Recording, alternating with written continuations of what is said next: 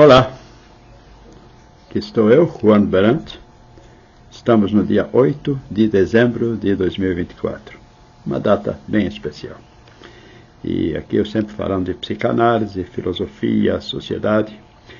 Hoje eu venho retomar o tema do TDAH. E recentemente eu fiz um vídeo sobre TDAH na visão da psicanálise, já a pedido de alguém que me seguia, que me segue. E em função desse vídeo, uma pessoa de nome Maria Aparecida, esta senhora, ela me pede um esclarecimento sobre o tratamento dos quadros de TDAH de adultos. E aí eu fui olhar novamente o vídeo que eu havia feito e observei que eu fiz toda a construção do surgimento do TDAH, mas quando chegou o ponto de abordar o tratamento, eu focalizei a criança e aquele trabalho que deve ser feito envolvendo os pais. Bem, então hoje eu preciso retomar o assunto. Bem, para tratar o tema, eu preciso retomar pontos que eu já abordei em outro momento, ou em outros momentos. Essa coisa da classificação diagnóstica. A classificação diagnóstica ela surgiu com muito ímpeto na medicina devido a se procurar diferenciar por sintoma a busca das causas das doenças. Então, o organismo funcionando de forma inadequada levaria a sintomas, ou leva a sintomas. É preciso descobrir as causas. Então, classificando os sintomas, a medicina, os estudos de genética, a biologia lá, elas chegam ou procuram se aproximar daquele ponto que apresenta uma disfunção qualquer, e a partir daí pode-se pensar numa terapêutica, seja medicamentosa, ou uma intervenção cirúrgica, sei lá o quê.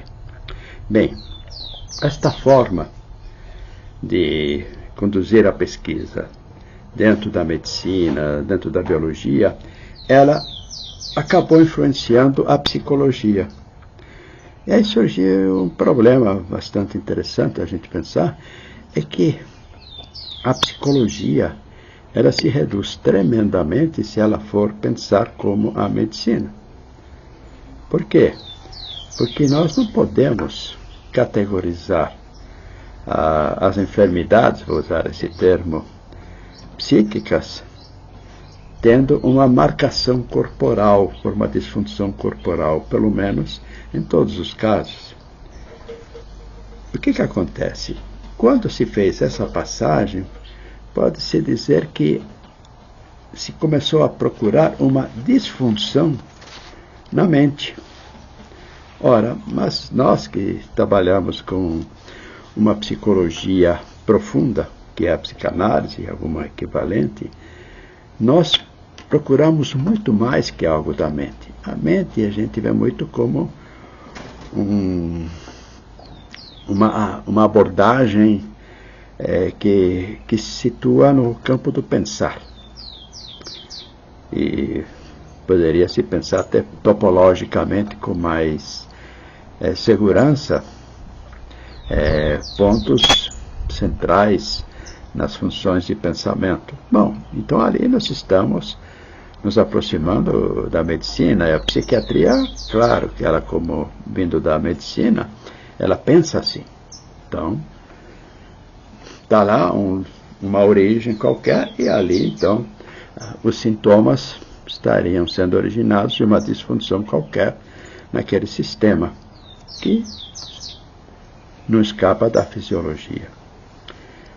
Entretanto, nós sabemos, pela psicanálise, que as origens das disfunções, psíquicas, elas têm uma base que é não fisiológica. Não está no corpo. Ela está num sistema psíquico. E como é que eu poderia definir o sistema psíquico estando num certo lugar? ou num certo órgão. Isto nos levaria a uma complexidade absurda e não resolveria a questão. Então, os problemas psicológicos, eles se originam de um outro lugar. Daí que o modelo adotado dessa classificação, cada vez com mais detalhes, nós podemos dizer que não se adequa suficientemente ao campo da psicologia. Então, onde é que estão os problemas? Onde os problemas psicológicos, ou de onde eles surgem? Nós sabemos que estão dentro do desenvolvimento psicossexual, desde o início da infância. Isso nós sabemos a partir das pesquisas de Freud. Então,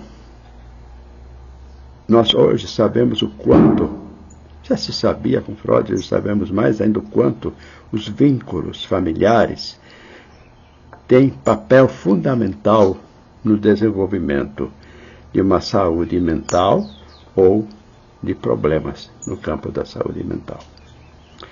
A fragilidade dos vínculos, as disfunções não fisiológicas, mas as disfunções sociais que se estabelecem nesse encontro entre bebê e mãe, e depois bebê, mãe, pai, e entre mãe e pai repercutindo no bebê, são originadoras da parte preponderante das patologias, que vão se desenvolvendo durante a infância, vão sendo desenvolvidas nesse período. E se elas não são tratadas no período infantil, serão mantidas repercussões na vida do adulto. Então, o adulto neurótico, ele construiu sua neurose desde a infância. As bases dele já estão lá, alguns mais, outros menos. Depois, tudo o que acontece na vida adulta pode exacerbar o que já vinha sendo construído ou pode não contribuir tanto para isso. Mas esta origem na infância, ela para nós é inquestionável. Eu preciso incluir um aspecto extremamente relevante também, que fica misturado nesse diagnóstico de TDAH, que surge a partir da tecnologia contemporânea, que criou muitos estímulos para a criança. Então a criança hoje entra numa internet, num celular, e é estimulada por jogos, por imagens, por sexualidade, por violência, e é tudo com muita cor e muito delineamento que mexe com o desejo da criança, mas um desejo que não consegue fazer escolhas. E a criança fica procurando a cena mais impactante, mais forte, mais violenta, mais rápida.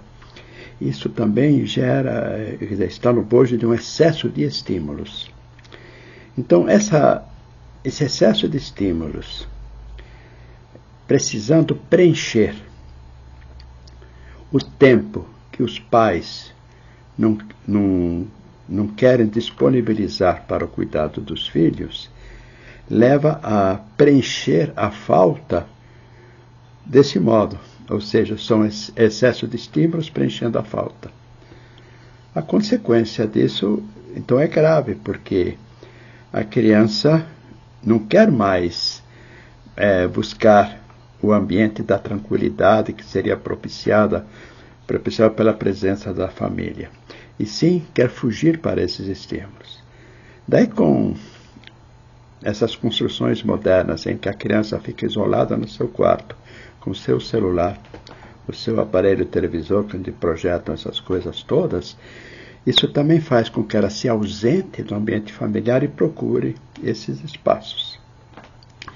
Então, a hiperatividade, ela pode surgir como uma consequência do desejo não ser atendido e pode surgir exacerbada com um preenchimento substituto que não é o adequado, com excesso de estímulos.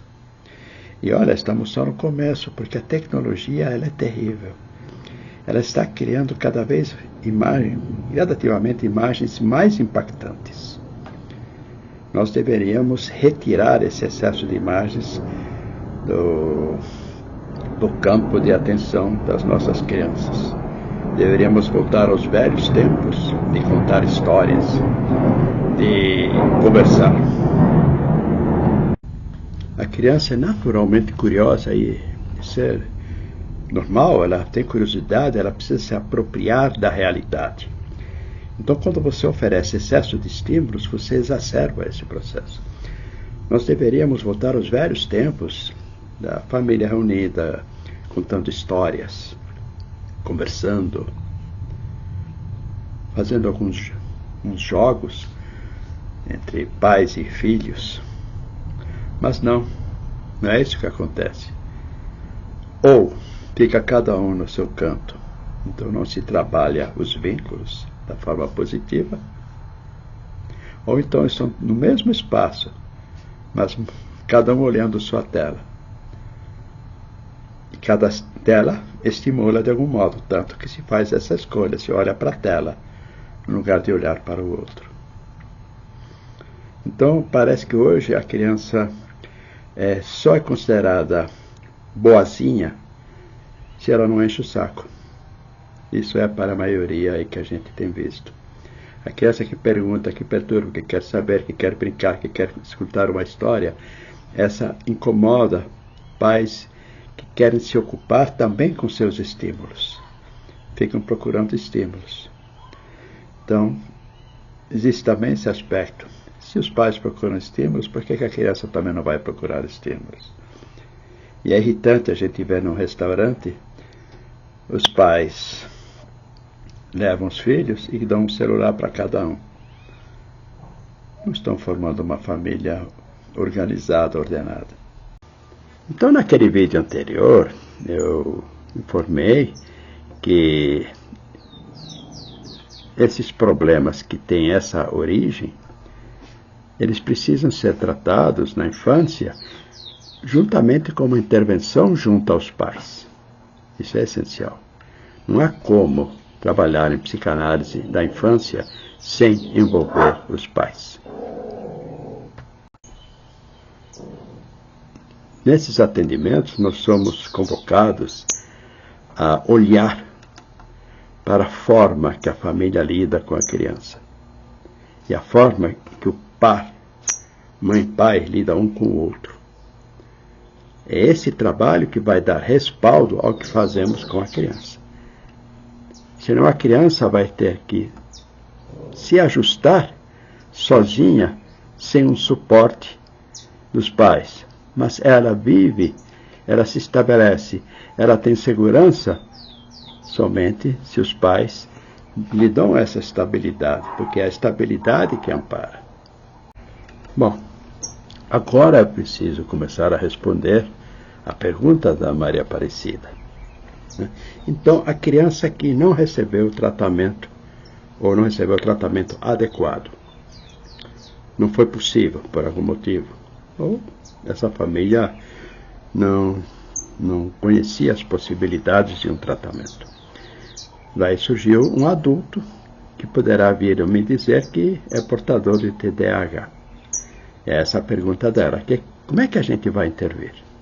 Bom, de cara, nós não lidamos com esse tipo de diagnóstico, de transtorno.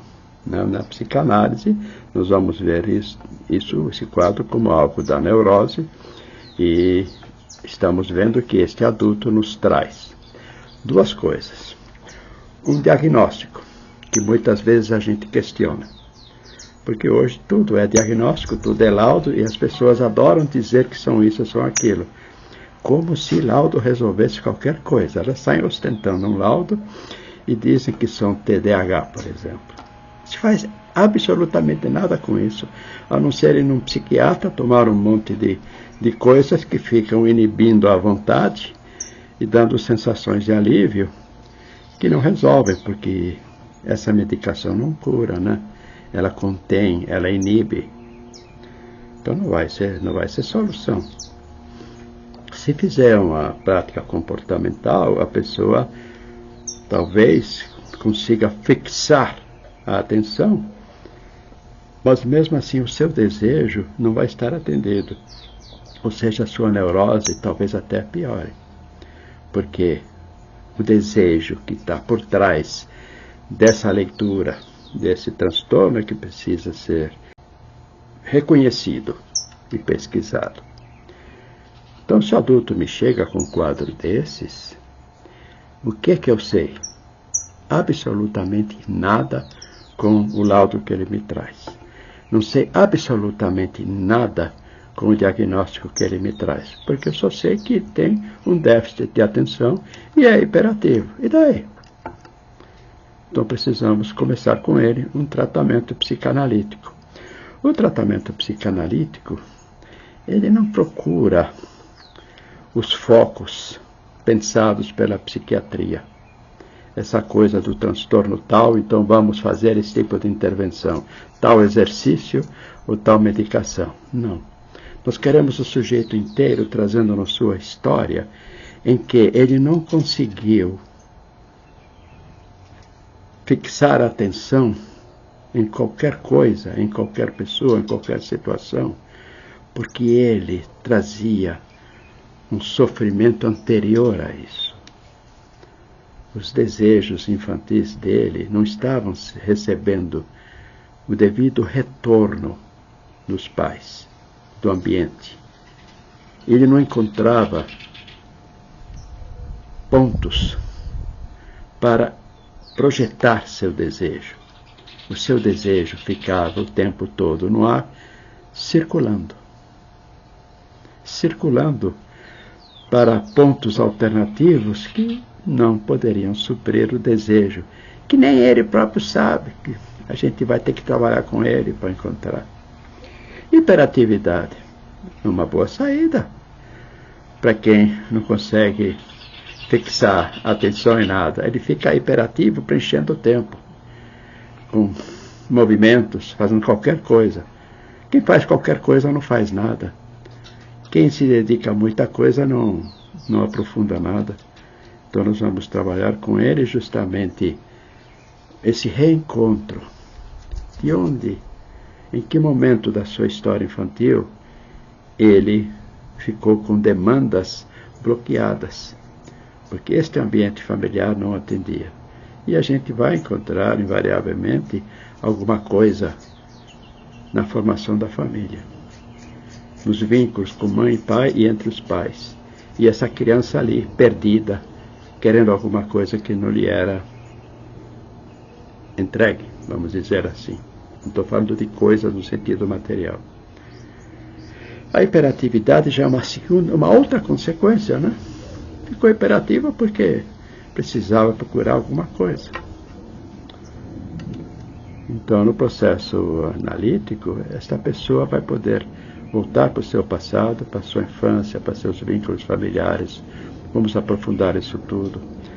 Vamos ver o que ela nos traz de devaneios, de pensamentos, de loucuras pessoais, de bobagens, de histórias amorosas ou de frustrações. E nós vamos procurar as ligações entre isso tudo, tendo como referência a história infantil e como a vida adulta agora está confirmando a história infantil.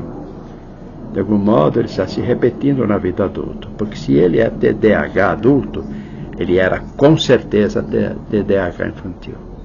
Se ele surgiu como TDAH na vida adulta e não era na infância, então tem algo errado nessa história. Então, se é TDAH agora, era na infância. Então vamos procurar todas essas passagens, até a pessoa que está aqui na minha frente. Como é que isto se apresenta agora? E processo analítico, voltando sonhos, devaneios, loucuras pessoais, besteiras, histórias de amor, frustrações, perdas, lutos. Isso tudo bem, fantasias malucas, vontades estranhas, tudo isso vai entrar.